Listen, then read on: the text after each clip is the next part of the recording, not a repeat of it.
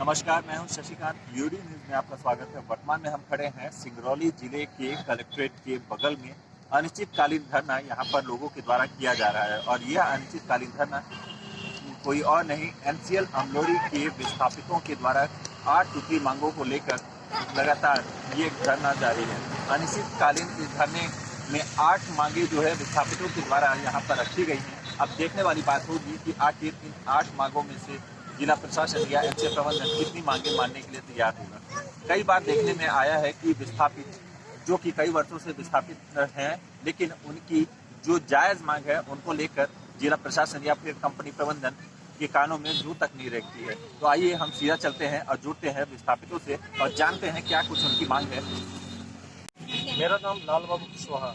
क्या कुछ कहेंगे अनिश्चितकालीन धरने को लेकर? आप लोग यहाँ अनिश्चितकालीन धरने पर बैठे हैं, तो क्या मांगे हैं आपकी? हम लोगों की मांगे हैं एनसीएल अमलोरी परियोजना से हम लोग कई बार आवेदन दिए कि यहाँ पे जो आपकी पॉलिसी के तहत जो यहाँ के ग्रामीणों को नियम है कि आप जो व्यवस्था देने का वो व्यवस्था नहीं दे रहे हैं। उनके तहत स्वास्थ्य, शिक्षा और रोजगार हम लोग का मुख्य मांग है कि स्वास्थ्य, शिक्षा और रोजगार मिले। यहाँ पे हम लोग प्रभावित एवं विस्थापित लोग हैं। यहाँ पे इतने धूल डस्ट यहाँ पे परियोजना के माध्यम से उड़ रहा है, उसको यहाँ के लोग जितने हैं सब उससे धूल डस्ट से प्रभावित हैं। और आज इतनी बड़ी बड़ी बीमारियां यहाँ के लोगों को, cancer, heart attack, BP, sugar, ये सब तरह तरह की बीमारियां बढ़ रही हैं। उसको देखते हुए यहाँ का प्रशासन और यहाँ का जो परियोजना प्रबंधक है, कोई इस पर कोई लगाम नहीं लगाया जा रहा है कि जो यहाँ पे विस्थापित लोगों की जो पॉलिसी जो कहती है उसके तहत यहाँ पे व्यवस्था दिया जाएगा। तो इन सब चीज़ों के पीछे आप दोषी किसे मानते हैं? हम तो दोषी परियोजना प्रबंधक को दोषी मानते हैं कि यहाँ पे जो आपकी पॉलिसी में जो यहाँ पे नियम है वो नियम के तहत हम लोग को यहाँ पे व्यवस्था मिलनी चाहिए।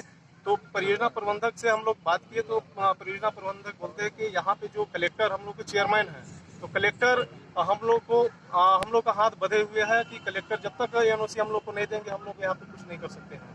इसलिए आज पिछली बार भी हम लोग धरना दिए थे एनसीएल महाप्रबंधक के गेट पे, फिर वहाँ से हम लोग को जानकारी मिला कि इस तरह से कलेक्टर साहब हम लोग को मना किए हैं। आज हम लोग अनिश्चितकालीन धरने पे बैठे हैं कलेक्टर कार्यालय के बगल में कि कलेक्टर महोदय अगर रोके हैं तो क्यों रोके हैं, उसका जवाब दें।